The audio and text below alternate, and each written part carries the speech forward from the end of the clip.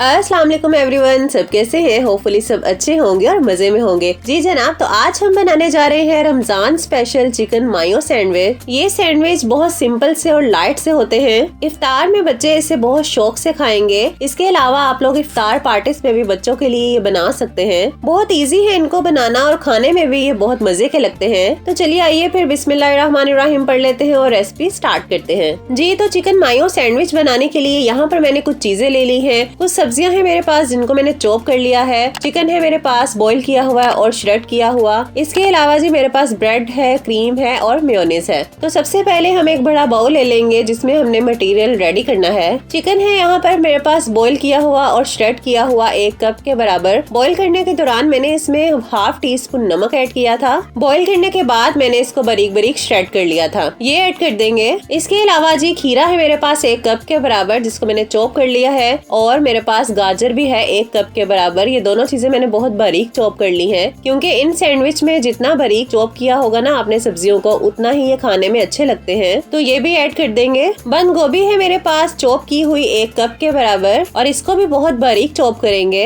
एक large size का टमाटर था मेरे पास जिसके सीड्स रिमूव करके हमने इसकी कटिंग की है और इसको भी चॉप किया हुआ है। इसके अलावा जो बारीक कटा हुआ हरा धनिया है मेरे पास ½ कप के बराबर, ये भी ऐड कर देंगे। और यहाँ मेरे पास फ्रेश क्रीम है 3 टेबलस्पून के बराबर। अच्छा, अगर आपके पास फ्रेश क्रीम अवेलेबल नहीं है तो आप मत ऐड कीजिए, सिर्फ मेयोनीज भी ऐड कर सकते हैं। लेकिन इसके ऐड करने से जो कॉम्बिनेशन बनता है ना और जो टेस्ट आता है वो बहुत अच्छा लगता है। तो एक स्पेशल सा टेस्ट लाने के लिए इसको ऐड करना जरूरी है। उसके बाद ही हम मेयोनीज इसमें ऐड करेंगे ½ कप के बराबर। नमक इसमें ऐड करेंगे ½ टीस्पून क्योंकि मेयोनीज में भी नमक होता है और हमने चिकन में भी नमक ऐड किया था बॉईल करते हुए। ½ टीस्पून ही काली मिर्च का पाउडर ऐड करेंगे और ½ टीस्पून ही सफेद मिर्च का पाउडर ऐड करेंगे। इन सब चीजों को हम अच्छे से अब मिक्स कर देंगे कि सब चीजें आपस में वेल कंबाइन हो जाएं। अच्छा, अगर आपको मिक्स करने के बाद लगे कि मटेरियल ये वाला ज्यादा ड्राई है तो आप इसमें 2 टेबलस्पून मेयोनीज मजीद ऐड कर सकते हैं। ये देखिए माशाल्लाह से बिल्कुल परफेक्ट और क्रीमी मिक्सचर हमारा रेडी हुआ है। तो अब हम सैंडविच बनाएंगे